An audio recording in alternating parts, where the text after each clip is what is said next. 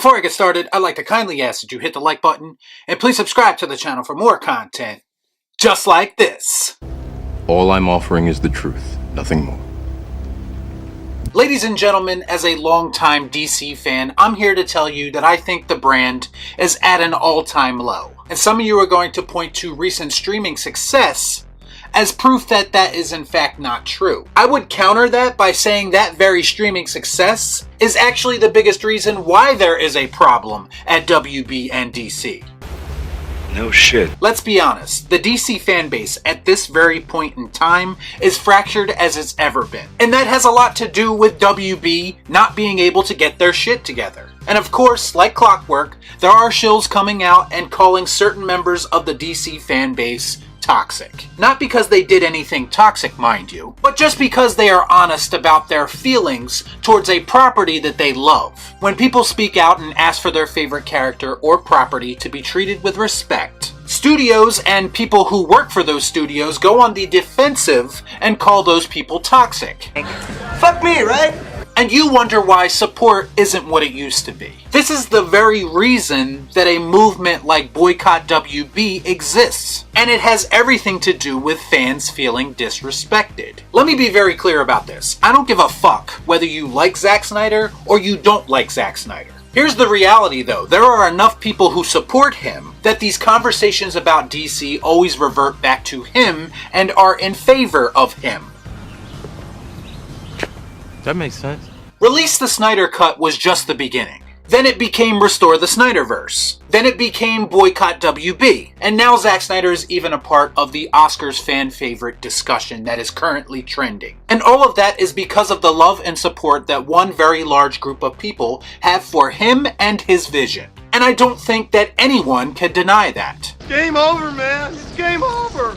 What the fuck are we gonna do now? The moment that the Oscars fan favorite award discussion came to be, the Snyder Cut was instantly trending. Even before Spider-Man No Way Home, which is the biggest movie financially of the year. That sounds like a very strong support system to me. And for all intents and purposes, WB is choosing to ignore that very large fan base. Whether that's because they don't want to admit they were wrong, or they just have different ideas about the direction of the DCEU moving forward. I honestly think it's a little bit of both. Oh, you're right. And when you're right, you're right. And you're always right.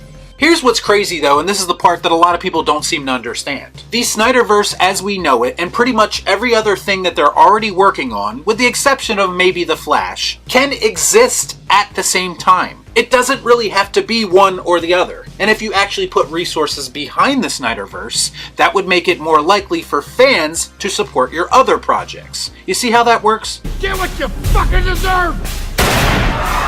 The concept of the multiverse has made it possible for multiple versions of the same character to exist at the same time. This is why you could have Matt Reeves' The Batman. At the same time, you could also do a Ben Affleck Batman movie. Why would you want to limit yourself to all of these endless possibilities? And the only reason that I can think of is that WB doesn't give a fuck what its fans want. I don't give a fuck. They threw everyone a bone and released the Snyder Cut and then went right back to being incompetent right after that. So what's the future of DC now? We have The Batman, which is pretty much the only project that I'm giving a pass to at this point. If for no other reason, it looks to be taking the character seriously and trying to tell a compelling story. And for all intents and purposes, it looks like Matt Reeves was allowed to execute his singular vision, which is all you could really ask for if you want quality entertainment. Damn right, that's the only way I work, Cap.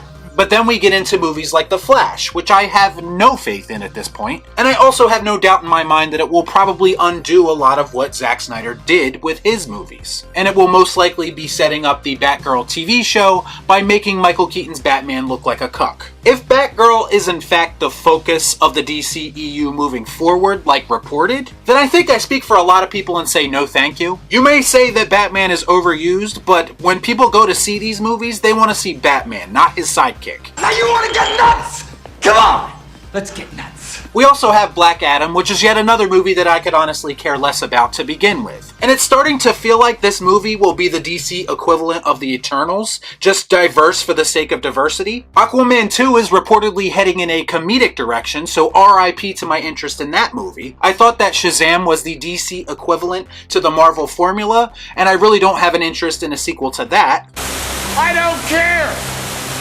So we're getting all these movies, but we're not getting Man of Steel 2 with Henry Cavill, or Justice League 2 with Zack Snyder, or the Batman vs. Deathstroke movie that Ben Affleck was planning. Hell, at this point, I would prefer them to take another shot at Green Lantern over any of the projects they have in development now. There was a rumored Green Lantern buddy cop movie with Hal Jordan and Jon Stewart a while back, and I would say shut up and take my money to that. I'd buy that for $1. But no, instead we're getting a Batgirl TV show. Great. And then we come to James Gunn, the man that in some people's eyes can do no wrong. The Suicide Squad movie he made last year was literally and figuratively one big fucking joke. He is absolutely the king of using comic book characters as vessels for his cringe comedy. And before anyone asks me if I watched Peacemaker, I did not and I will not. Because James Gunn has never produced one single piece of media that I found engaging or interesting up until this point. So why would Peacemaker be any different? Besides that, it's all in the reflexes. Did James Gunn suddenly start to take his characters more seriously? Doubtful. So if you enjoyed Peacemaker, I'm happy for you, but I'm going to reserve my time for something that will actually have a chance to surprise me. And based on the only clip that I've seen from this show, I think I made the correct decision. And yes, I'm talking about the laughable Justice League cameo at the end of the show. Not only are we still doing this cringe let's hide the heroes' faces thing because we can't figure out what the hell we're doing. This is whack! I can't get jiggy with this shit! As much as I'm not into the MCU anymore, do you really think they would do something like this? Probably not. Because typically they have a plan and they stick to it, whether that's a good plan or not. But that's not the only problem with this cameo. After that, we have the single most James Gunn thing in the history of cinema or television. When he effectively undid all the work that Zack Snyder and James Wan did to legitimize the character of Aquaman by making a joke about him fucking a fish. And this joke came from someone who looks like he's wearing a toilet seat on top of his head. Had you ever heard of the healing power of laughter? And people want me to believe that this show is different, right? How do you expect me, or anyone in the audience, to ever take this character seriously again, when the director doesn't even care enough to show the character any level of respect? James Wan specifically said he didn't want any jokes about Aquaman in the Aquaman movie for fear that it would affect how the audience views him. Because it's all part of the plan. James Gunn, on the other hand, couldn't help himself, and he's probably been waiting to make that joke since he signed on with DC. And he probably thought it was brilliant when he wrote it. And this is the man that's supposedly saving DC? The man who desecrates all over beloved characters with juvenile humor? Thanks but no thanks. And thank you for confirming all of my suspicions about this show before I even watched it. DC is not in good hands, DC is in incapable hands. And I can no longer support them in the direction that they are heading in. Some motherfuckers are always trying to ice skate uphill.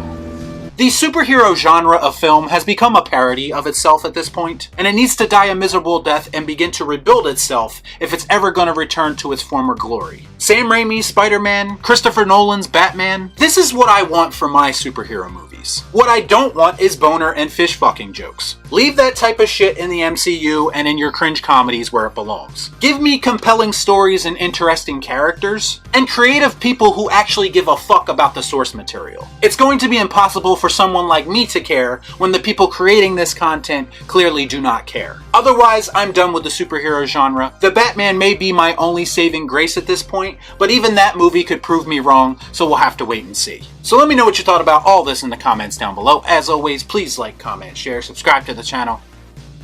Hit that bell for notifications, and I'll see you next time right here on Real Shift. Thanks for watching. Peace out.